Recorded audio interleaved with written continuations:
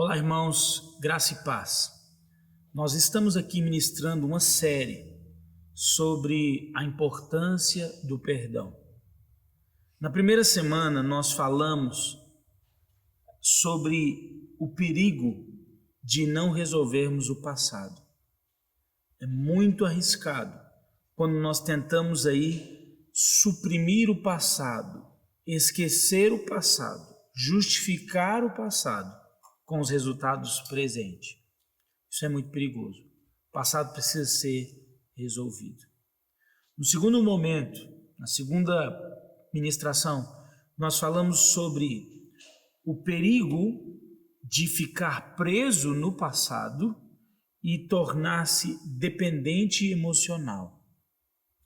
Há um risco muito grande. Muitas pessoas, elas se tornam dependentes, escravas emocionais. E também nós vimos o perigo de, quando não há uma dependência ou escravidão emocional, a transferência emocional. É claro que nós estamos falando da família de José, e nesse caso a transferência emocional foi de Jacó. Quando ele perde José, ele transfere toda a sua carência emocional para Benjamim. E nós vimos todo o risco disso. Hoje, nós vamos falar aqui nessa mensagem sobre a culpa, o perigo de permanecer sendo perseguido pela culpa.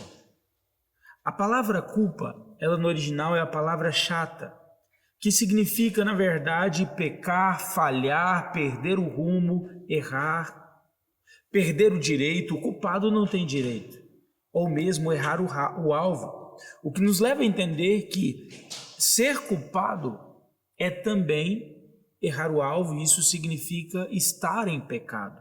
O culpado, ele atrai para si condenação, ele atrai para si punição, ou da vida, ou do próprio Deus, ou em alguns casos até da justiça. Agora vamos ler um versículo aqui em Gênesis capítulo 42, o verso de número 21. Vamos ler juntos.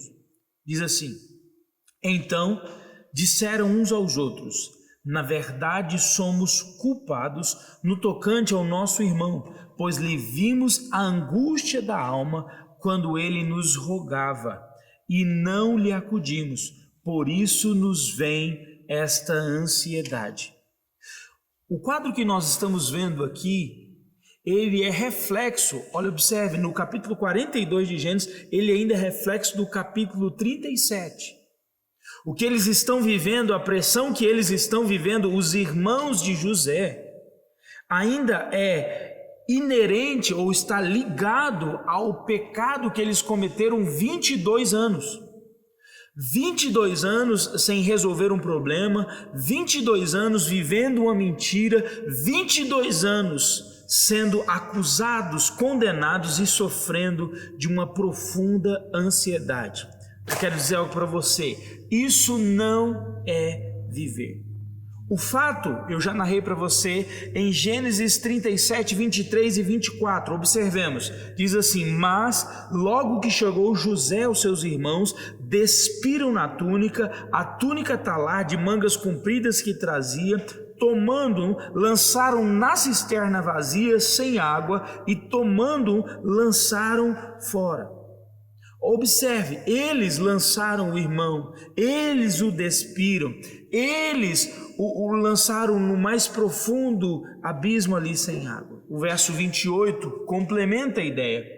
Diz assim: e passando os mercadores midianitas, os irmãos de José alçaram, tiraram da cisterna e o venderam por 20 siclos de prata aos ismaelitas. Estes levaram José ao Egito. Então observe, eles conservaram um crime, ocultaram não somente um pecado, mas um crime de pegar um inocente, lançar ele num buraco, depois tiram ele dali, dando-lhe uma falsa esperança. Agora eles pegam, vendem ele por um valor de 20 siclos de prata, o desprezam, e agora um herdeiro se torna escravo. Esse foi o pecado. Esse foi o pecado cometido, esse foi o erro cometido pelos irmãos. Agora, não foi somente esse erro, eles não somente, agrediram o irmão, rasgaram o irmão, lançaram ele na cova, venderam ele, mas eles conservaram uma mentira. Olha o que o verso 31 a 33 diz. Eles não somente pecaram quando maltrataram o irmão, mas eles deram continuidade nesse pecado. Quando eles chegam em casa, eles dizem: então tomaram a túnica de José, mataram o bode, molharam no sangue, enviaram a túnica talá de mangas compridas, fizeram levar ao seu pai e lhe disseram: achamos isso. Irmãos, você que está me ouvindo, presta atenção nisso. Eles simularam, maquiaram, criaram uma cena, uma mentira, e essa mentira perseguiu eles por 22 anos. Eu não sei se você cometeu algo no teu passado que você não teve coragem de encarar e dizer: eu sou culpado, eu errei, eu quebrei, eu menti, eu furtei. Eu quero dizer para você, enquanto você não resolver o seu passado, vez ou outra o seu passado virá até você. Não perca as oportunidades de resolver o teu passado aí mal resolvido. O grande problema é que a maioria das pessoas, quando tem a oportunidade de se encontrar com o passado, elas fantasiam. Quando elas têm a oportunidade de anular e cancelar essa maldição que é viver debaixo de culpa, viver debaixo de ansiedade, viver debaixo de acusação, eles simulam, eles criam mentiras, eles não confessam. E assim, dessa maneira, eles perdem a oportunidade de ser livres, tornando-se reféns, escravas do diabo, de Satanás, de situações. Não é possível viver dessa maneira. Vamos ver o que a Bíblia diz sobre ocultar pecados. Salmo de número 32, verso 3. Olha o que Davi está falando sobre pecados ocultos. Ele diz: enquanto calei os meus pecados, envelheceram os meus ossos pelos meus constantes gemidos dia e noite, porque a tua mão pesava dia e noite sobre mim, e o meu vigor tornou-se sequidão. Isso não é estilo de vida. Isso não é vida para uma pessoa que está dentro da igreja. Isso não é vida para um pastor. Isso não é vida, para você. Não, tem gente que já entregou a sua vida a Cristo. Ele já está congregando na igreja há tantos anos, mas ele ainda tem coisas que ele nunca abriu a mão, ele nunca confessou, ele nunca abriu o coração. Davi está dizendo que esse pecado, que essa culpa não confessada, ela traz ansiedade, ela traz gemidos dia e noite, e ela acaba com o seu vigor. Há pessoas que elas não conseguem se alegrar, elas não conseguem, ter um dia, disposto ou dispostas. Não, elas estão sendo sugadas pelo passado. Cuidado, resolva o seu passado. Eu quero falar rapidamente sobre o efeito da culpa. A gente vai trabalhando com pessoas, nós vamos trabalhando com pessoas e nós vamos aprendendo a identificar situações, sintomas que trazem aí, um sinal, são um alarme que toca. Talvez você está enganando só você mesmo. Quem está ao seu lado talvez sabe que tem alguma coisa errada, mas nós não vamos arrombar a porta do seu coração, isso não resolve. Nós precisamos de um mandato para entrar aí dentro do seu coração. Sabe qual é o mandato? O mandato para entrar no seu coração, a autorização que a gente precisa para entrar no seu coração, só você pode assinar, só você pode resolver, só você pode dizer: eu preciso de ajuda. E isso sim vai trazer cura para você. Eu nunca vi alguém que foi pego no ato do pecado, que não se arrependeu, ser curado e restaurado. Mas eu já vi muitas pessoas que confessaram os seus pecados, que confessaram as suas culpas, que entenderam que não dava mais para viver, aquele peso de acusação. Essas pessoas foram totalmente transformadas. Se você está sendo escravizado por um pecado do passado, vivendo nessa crise, nesse ciclo de culpa, primeiro efeito, você vive fugindo. Segundo, você sempre tem que mentir.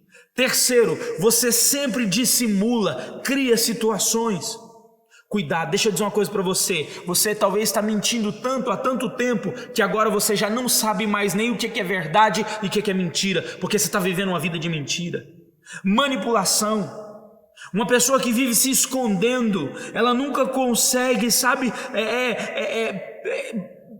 assumir um lugar, assumir uma responsabilidade. Ela sempre está se escondendo de trás de alguém, de trás de situações. Ela não se perdoa, ela é infeliz. Talvez você está sofrendo de insônia e não sabe o que é. Essa insônia pode vir a ser culpa. Você não consegue dormir. Ou então, você aborda dois polos. São só sintomas da culpa. O vitimismo. Ah, não, nunca é sua culpa, nunca foi você, qualquer coisa te fere. Ou então do outro lado, o polo positivo ou o polo negativo seria uma agressividade extrema. Pessoas agressivas, pessoas que sabem, se relacionam com elas, é como se estivesse pisando em cascas de ovos. Isso pode ser culpa. Pessoas que estão sempre acusando. Eu aprendi com um jurista, ele me disse o seguinte: o primeiro a ser investigado talvez é aquele que denunciou. Sim, talvez a agressividade de uma denúncia pode ser o esconderijo de alguém que cometeu um pecado, uma culpa ou um delito. Então o primeiro a ser investigar é aquele que acusa. Se você aborda esse comportamento agressivo, você pensa que você está se escondendo, mas você não está.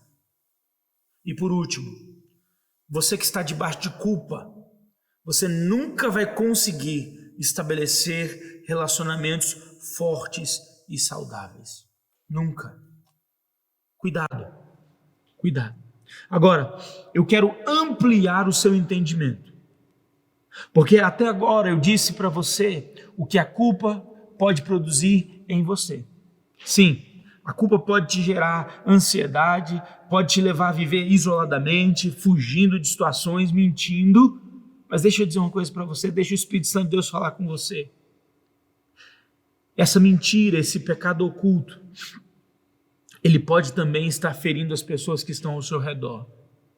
Ele pode também estar ferindo as pessoas que talvez você ama ou você amou um dia.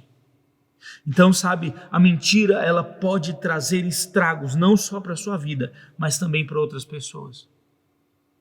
Sabe, se você não se arrepende, porque você acha que isso é forte, pare um pouco e ouça o Espírito Santo. Talvez existem pessoas que estão morrendo, porque você, sabe, feriu, foi embora e fugiu. Eu estou fazendo referência ao próprio Jacó, Israel, o pai de José, que foi literalmente enganado pelos seus próprios filhos. Ele diz no 45:28, olha o que Jacó está dizendo. 22 anos também depois, ele diz o seguinte: disse Israel, basta, ainda vive o meu filho José, eu irei e o verei antes que eu morra. Tudo bem, você está dizendo assim, José vai estar feliz porque ele vai encontrar com José depois de tanto tempo. Deixa eu dizer uma coisa para você, quando eu olho isso aqui, eu vejo o tamanho da prisão que Jacó estava, que Israel estava. Jacó e Israel são a mesma pessoa. A prisão que ele estava, 22 anos preso, 22 anos amarrado.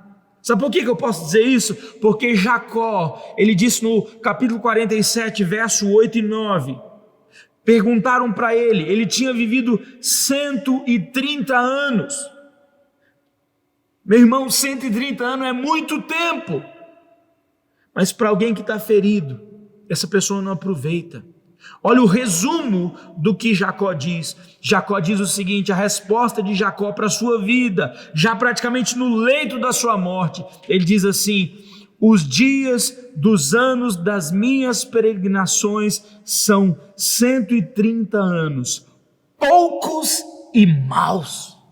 Meu Deus, olha o estrago que o seu pecado, a sua culpa pode estar causando, não somente na sua vida, mas na vida de outras pessoas. O pai dele tinha vivido 130 anos, mas ele estava dizendo, poucos foram os dias da minha felicidade. poucos foram os dias da minha felicidade. Ele está dizendo assim, em 130 anos, eu sorri muito pouco. Eu aproveitei muito pouco. Sabe, eu quero dizer para você, reconheça a sua culpa. Reconheça que você é culpado. Sabe por quê? Porque senão, até as bênçãos que Deus tem para você, você não vai conseguir tomar posse delas. Porque a porta que Deus abre, você é tão perseguido pela ansiedade, pela culpa, que você vai pensar que é o diabo que está abrindo aquela porta. Por que eu estou dizendo isso? Porque esse era o sentimento dos irmãos de José.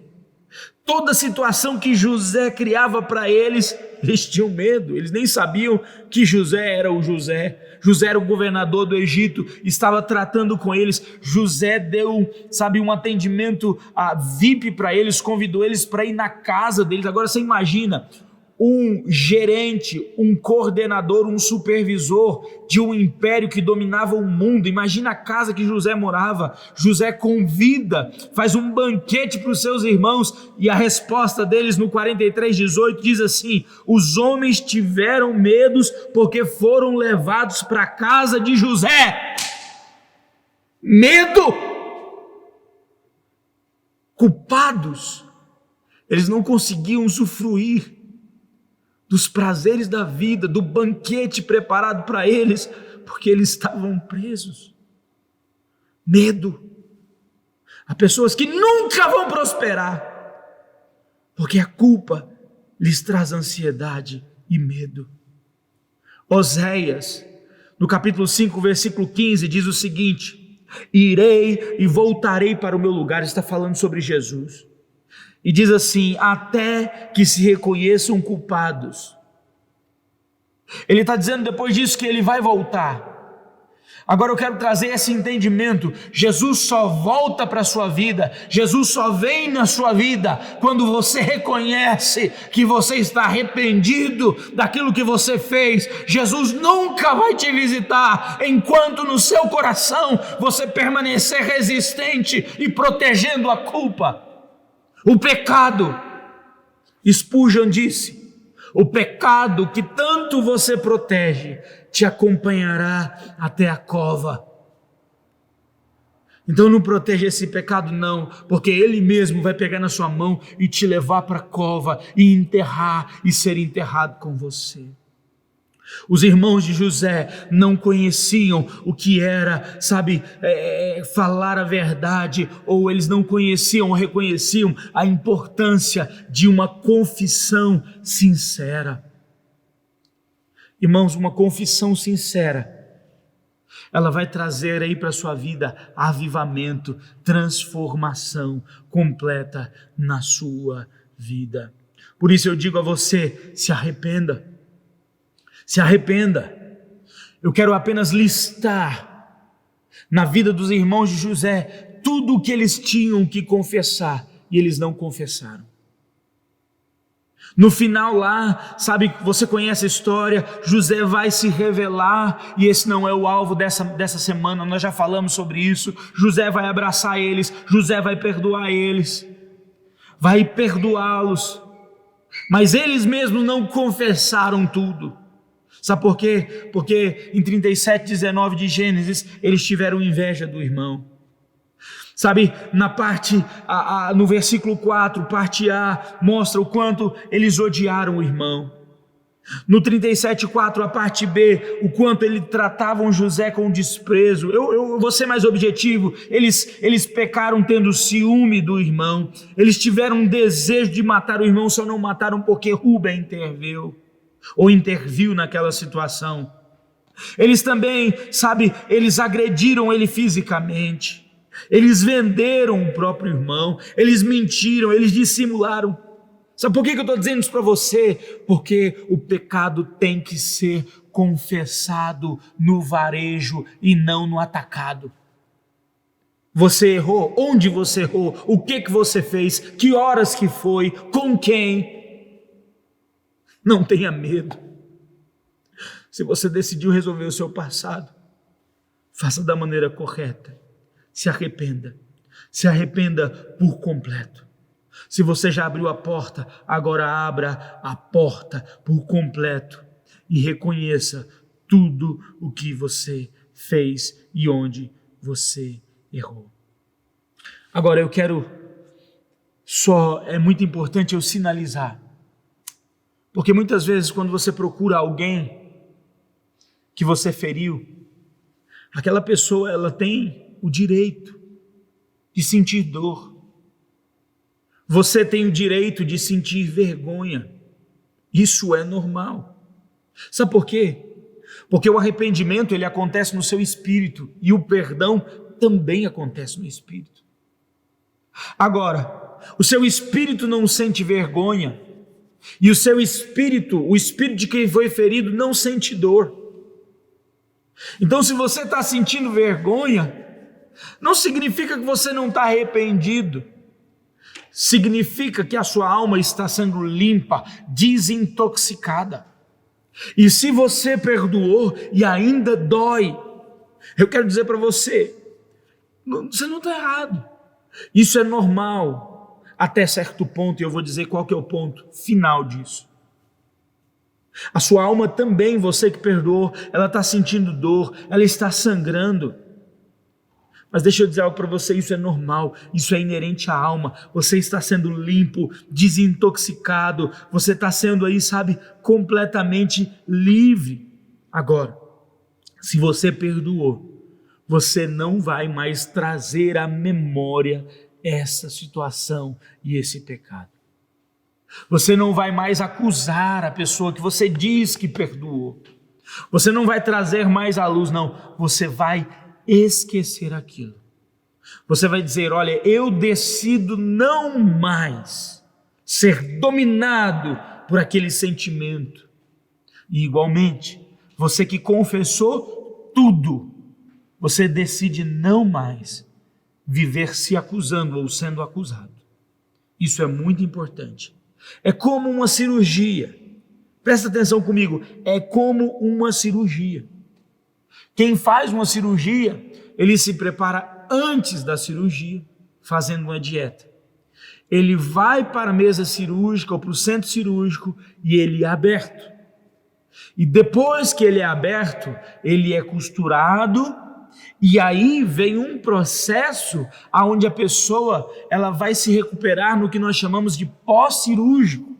E pode ser que o pós-cirúrgico aparente ser mais dolorido do que o pré-cirúrgico, ou até mesmo do que a cirurgia, porque você estava anestesiado. Mas uma coisa é certa, em 15, 20, 30 dias, 60 dias, tem que parar de doer. Tem que parar de doer. Vai doer no começo, você vai sentir dor onde o médico abriu e mexeu. Deixa eu dizer uma coisa para você. Jesus é esse médico, ele está arrancando esse câncer de você. Seja o câncer da culpa, ou seja o câncer da dor, Jesus está arrancando ele de uma vez por todas. Eu quero concluir essa mensagem nesse momento, te mostrando 3 efeitos de alguém que decide perdoar.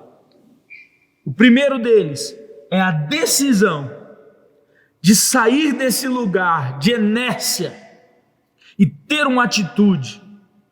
Davi disse no Salmo 32, o verso 5, confessei-te o meu pecado e a minha iniquidade não mais ocultei. Disse, confessarei ao Senhor as minhas transgressões e tu perdoastes a iniquidade do meu pecado. Então é uma decisão de pedir perdão, de se arrepender, e presta atenção, e uma decisão de entender que Jesus já te perdoou, porque esse é o segundo ponto. O segundo ponto da conclusão é você não aceitar mais ser acusado. Sabe por quê? Romanos 8:1 diz, nenhuma condenação há para os que estão em Cristo Jesus. E quem é que está em Cristo Jesus? Aquele que deixou as coisas velhas para trás, aquele que se arrependeu, aquele que confessou, aquele que resolveu o seu passado em Cristo e com as pessoas que ele ofendeu. Primeiro, decida confessar. Segundo, decida não mais ser acusado e viver debaixo de acusação. Você vai dizer para o diabo, para a sua alma, quando você for acusado, depois de ter resolvido, você vai dizer assim: olha, não há mais condenação, o meu pecado não mais o ocultei. E por último, terceiro, há uma recompensa. Toda decisão que você toma, ela vai ter um efeito na sua vida. E o efeito de não viver mais ocultando pecados é ter a recompensa de ser bem-aventurado. Salmo 32, verso 1 diz assim: bem-aventurado aquele cuja iniquidade é perdoada, cujo o pecado é coberto. Bem-aventurado significa ser próspero, ser feliz, ter saúde. Se você decidir confessar o seu pecado, a partir de hoje, você vai prosperar. Você vai ser feliz. E talvez uma doença que você estava aí no seu corpo, crescendo dia após dia, você vai ser curado dessa doença.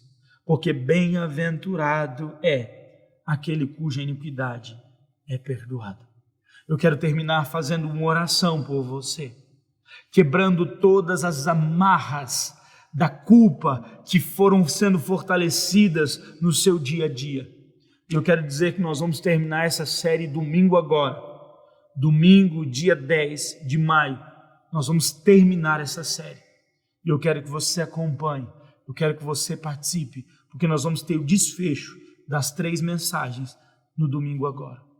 Vamos orar. Senhor Deus, nesse momento, na Tua presença, entendendo que só o Teu Santo Espírito convence o homem do pecado, da justiça e do juízo.